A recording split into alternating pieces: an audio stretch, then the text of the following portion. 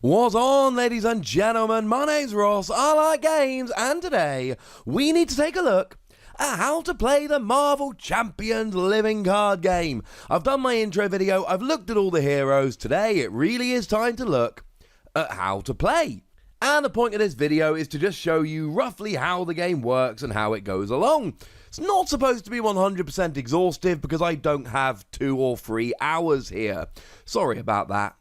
So when you're setting up the game then, you need to select your hero. I'm going Spider-Man for fairly obvious reasons. And you need to go and set up a hit dial with the appropriate number of hit points. So Peter Parker and Spider-Man, they've got hit points of 10. You put your hit counter to 10. Any obligations need to be taken out, as do Nemesis sets, because they are specific to particular characters. They need to be shuffled into your encounter deck.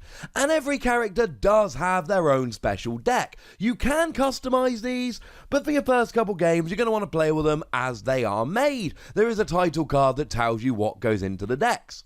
Now you will then need to select yourself a villain. You need to grab a villain. You need to get a main scheme. They need to go into the middle of the play area, and you need to resolve any setup instructions. Things that you do before the game starts. It will say setup right there on the card if you need it. Villains also have a hit dial, but this is dependent on how many players are actually in the game. So if we look at Claw here, he's actually got hit points of 12 and then that little people symbol. That means 12 hit points per player. So in a 1-player game, 12 hit points, 2-player game, 24 hit points, etc. And then you need to create and shuffle an encounter deck. Again, there is a list of what goes into the encounter deck for each villain. And this is where you pop your obligations, etc. back in. So the obligation for each individual character will be in the encounter deck, the villain deck essentially, if the character is in the game, and not if it's not. So, for instance, we could take a look at Affairs of State, an obligation card, which is for T'Challa. So if you're playing T'Challa / Black Panther, it's in the deck. If not, it isn't. Cool. And then to finish your setup, every player draws hands equal to their given hand size, given that everybody starts in alter ego mode, and every alter ego has a hand size of 6 at the moment. You're drawing up to 6. Now you are allowed 1 mulligan per player per game, and you can discard as many cards from your hand as you like, and you can redraw as many cards as you like, and then you need to resolve any setup abilities. So for instance, T'Challa has a setup ability, whereby you search your deck for a Black Panther upgrade and add it to your hand, and you do that during setup before the game begins, and the play area is going to look something like this as we go through the game. Cool. Now in terms of the winning and losing conditions, you win by stopping the villain. That is to say, reducing their hit points to 0 for every stage. Now the villains in this game have a certain number of stages, which is denoted by a number in the corner of the card. When you bring them down to 0 hit points, they move on to the next stage. If you bring them down to 0 hit points and it's their final stage, you win the game. The villain, however, has 2 ways to win the game. If all of your characters are eliminated, that is to say all their hit points are reduced to 0, or if they have accumulated enough threat per player. So to jump forward ever so slightly, there is going to be a main scheme. Let's look at the break-in. And they win if they get 7 threat per player. 7 threat in a 1-player game, 14 in a 2-player game, etc. If they get enough threat on the main scheme, they end up winning the game. Cool. Now, a couple of quick rules off to the side. In player order means starting player clockwise. At the beginning of your game, you denote the starting player, and at the end of each round, you pass the first player counter 1 place clockwise. There we go. Some cards need to be exhausted to be played. We'll get there in a minute, but everything comes in ready unless otherwise stated. And if there's ever a situation where the card text clashes with the text of the rules, you use the card text, just like in Keyforge, which is another game made by Fantasy Flight Games. So the turn sequence then, players take their turns in player order, And then at the end of all of the player turns, all the players draw until the stated hand size, that is to say the hand size on the bottom of the card. The villains then have their phase. The first player token moves one space clockwise, and this keeps going until either all of the villain stages are defeated, all of the characters, the heroes, are eliminated, or the threat has accumulated such that the villain has won.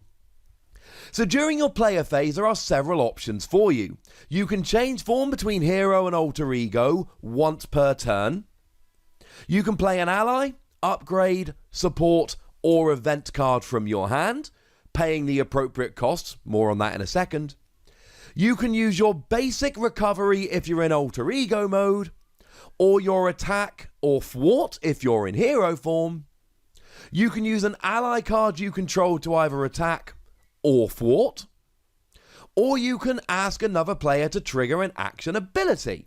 This can be on a card that is in play, or by playing an event card, or another player can offer to use one of their actions. So in order to play a card, you must pay the resource cost, which we'll get to in just a second. In terms of the cards, you can play an ally, that being another character that will help you out, attacking, thwarting, etc. There is a limit of 3 allies per character. Think Daredevil. An upgrade which you attach to a character in order to help them, like for instance superhuman strength, which just rocks up and gives She-Hulk +2 attack. A support card, like for instance superhero law division. You can exhaust it and spend a resource to remove 2 threats from a scheme. These all stay in play. Or an event which goes straight to the discard after it's played, like for instance 1-2 punch. After you make a basic attack using your attack, you ready She-Hulk. So whereas you would usually be exhausting her, you get to ready her. Sounds like fun. Now, I keep mentioning resource costs. There are 3 different types: mental, physical, or energy. There is also wild, but wild, as the name might suggest, can pay anything, and you need to pay the appropriate resource cost in order to play a card.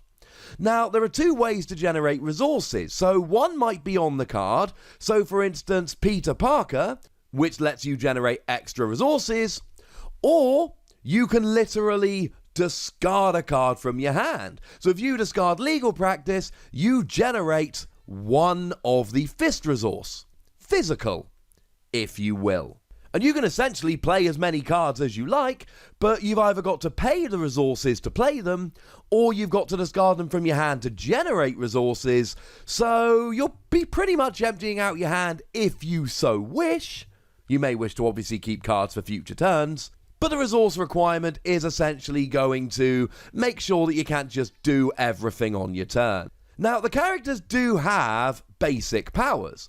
In your alter ego mode, you have a recover value. So if we take Peter Parker again, Peter Parker has a recover of 3, which means if you're in alter ego mode, once during your turn, you may just heal 3 damage. But they've also got attack and thwart. So if we go and have a look at Spider-Man, you've got an attack of 2, you essentially deal 2 damage when attacking, and a thwart of 1, that is to say you remove 1 threat. Now, there's also a defense value here. The defense value basically reduces damage done to you or to another character. You can defend any other character when they're attacked. It's not just you. And doing any of these will exhaust a character. Now, you do get to ready yourself at the end of your turn, but if you defend yourself, that is during the villain phase, and you do not ready yourself at the end of the villain phase. So defending during the villain phase means you can't attack or thwart or what have you during your next turn. So you've got to be a bit careful about that. Now, in terms of the damage, you just change those hit dials accordingly. And as I've said, if you get a villain down to 0 health, you go to the next stage. If it's a final stage, yay, congratulations, you've won. If a hero reaches 0, they are eliminated. When all of the heroes are taken down to 0 health and eliminated, you have lost the game. Now, you can also use allies during your turn, but they've got to be ready in order for you to use them. As long as they are ready, you can exhaust them and then go ahead and do what you will. You can either attack or thwart as you did before. So if we look at Daredevil, he's got a thwart of 2. You can exhaust him to go ahead and remove 2 of the threat from the scheme. Or you can attack to deal 2 damage to one of the enemies. But you also have hit points on your allies, and when they're taken down to 0, it gets discarded. But you may also take consequential damage. So we look at Daredevil here. When you thwart, you take a consequential damage point. And when you attack, you take 1 point of consequential damage. Now, the good news is, after Daredevil thwarts, he deals 1 damage to an enemy. That's quite nice. But basically, when you used him 3 times absolute maximum, he gone, ladies and gentlemen. He gone. Now, there are also triggering abilities. So, if we look at Tony Stark, he's got an action, which is to say you just use it at any time you like. You look at the top 3 cards of your deck, 1 in your hand, and discard the others. You may have an interrupt, say Jennifer Walters. That is to say, when threat would be placed on a scheme, you prevent 1 of that threat, limit once per round. That is when a particular condition occurs. Similarly, response also happens when a particular thing happens. So if we have a look at She-Hulk, response, after you change to this form, you deal 2 damage to an enemy. So when you change from Jennifer Walters into She-Hulk, go and deal 2 damage to an enemy. And then there is resource, anytime you would generate resources. So Peter Parker, anytime you would generate a resource, you generate an extra resource. Although limited once per round, otherwise that would... I mean, you know that somebody sooner or later would find an infinite loop of generating resources and break the game. That's how it happens. Now, at the end of the player phase, you discard any number of cards to your hand as you like.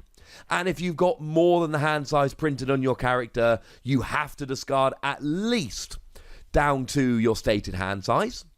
And then every player draws from the deck until they reach their stated hand size.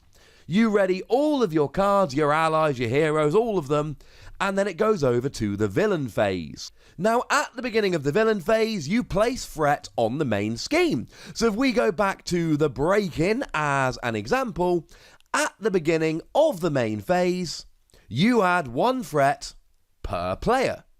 Cool. And then the villain activates 1 time per player, either attacking or scheming. We'll get to that in a second. You deal 1 encounter card to each player. You then reveal those encounter cards, and then you pass the first player token 1 step clockwise, and it's back to the players. So you have a scheme deck. Like I've said, we use a break-in as an example. What you do is you put the starting threat on at the start. So the break-in has a starting threat of 0, so you don't put any on. Obviously, some schemes are going to be more difficult to defeat than others, and they're presumably going to have more starting threat. This is a living card game, more expansions will be revealed. The target threat is the win condition. For the break-in, it is 7 threat per player. And we have these SCH numbers, and whenever that comes up, it says how much threat to put onto the main scheme. Now, we also do have villains and minions, and they all activate, minions engaging after the villain. And what the villain does changes depending on where the characters are. If they're in alter ego form, the villain ignores them and schemes, that is to say, adds threat to the scheme. If they're in hero form, the villain will attack them. And as it stands, that is a steadfast thing. Villains attack heroes, and they scheme against alter egos. So scheming, what you do is you give the villain a face-down card from the encounter deck. And this is referred to as your boost card for activation. And what you do is you flip over that card from the encounter deck. Let's say, for argument's sake, it is hard to keep down. And you look for how many boost icons are in the bottom right-hand corner. For hard to keep down, there is 1 icon. That means that there is +1 scheme for this activation. Now, instead of a boost icon, there might be a star. That means there's no boost added in now, but there will be a star ability in the text, which is resolved when the encounter card is flipped over. Once we've resolved all the boost abilities, etc., you add threat onto the scheme equal to the modified SCH number. So again, if we have a look at Claw as just an example villain here, He's got a scheme of 2. If you had 1 boost here, then you would add 3 scheme. You also see an example on Claw of a star here, forced interrupt. When Claw attacks, give him 1 additional boost card for this activation. And attacking works in very much the same way. You give the villain a face down card from the encounter deck, and then you look at the symbols in the bottom right hand corner to see how much attack you add rather than how much scheme you add. The difference here is that an attacked player can defend, and it can either be them defending or another hero defending for them. You exhaust the defender, and then they are being attacked instead. Stars work exactly the same as before, but the damage here depends on whether somebody is defending. If the hero being attacked is defending, then the damage done is the attack minus the defense. So let's say, for instance, Spider-Man is being attacked. Whatever the modified attack comes out as, you remove 3, and that's the damage done to Spider-Man. If an ally is defending, all damage is done to the ally here. And it might be more than they have hit points, that's fine, they just get discarded. And if nobody is defending, full damage is dealt. Minions then attack, and they don't deal any boost cards, they just go ahead and attack. Now after the villain and any minions are done attacking and or scheming, you then deal encounter cards, face down, 1 to each player, and then you turn them up and resolve them in player order. If you get a minion, then they enter play engage with that player. If you get a treachery card, you resolve the effect and put it in the discard pile. If you get an attachment card, it enters play attached to the villain. And if you get a side scheme, it enters play near the main scheme.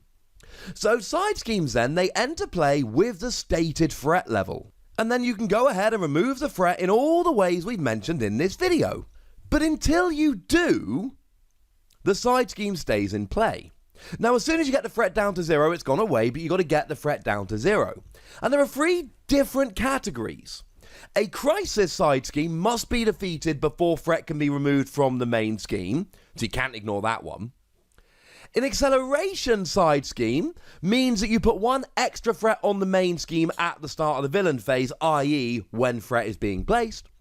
And a hazard side scheme means that an extra encounter card is dealt at the appropriate time. Now, it is 1 extra card, not 1 extra card per player.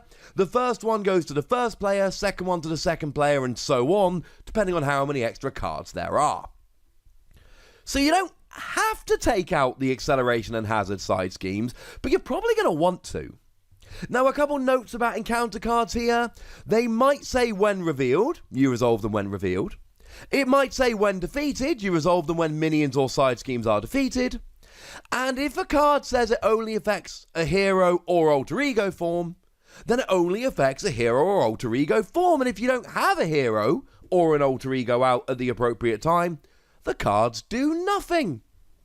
And finally, those obligations we mentioned really early on in the video, if they come out of the deck, they immediately go to the appropriate player, and they must be resolved. So if we have a look at Affairs of State, it must be given to T'Challa, and you may flip to alter ego form, and you either exhaust it and remove Affairs of State from the game, but then of course it's exhausted so you don't get to use that character during your next turn, or you choose and discard a Black Panther upgrade you control, and then discard this obligation.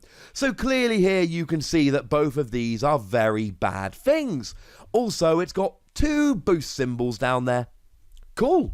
So there we go, ladies and gentlemen. That is the basics of how to play the Marvel Champions living card game. And it is just the basics. There's lots more to it, lots of complicated card interactions. But that should give you a nice starting point. That should tell you everything you need to know in order to go and start a game.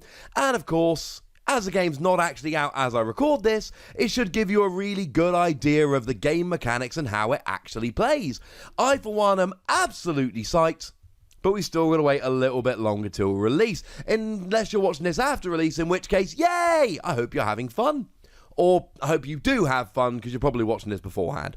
However it goes, Thank you very much for watching. Make sure you tell me what you think about this game and anything related to it in the comment section. Go nuts, be nice, and then make sure you like this video, subscribe to this channel, and follow me on Twitter at the Wossy, where we talk, well, Marvel and anything else that takes our fancy in the realm of gaming. But by far the most important thing, as always, look after yourselves till next time. Thank you very much for watching. My name's Ross, and you've been watching Wossy Plays.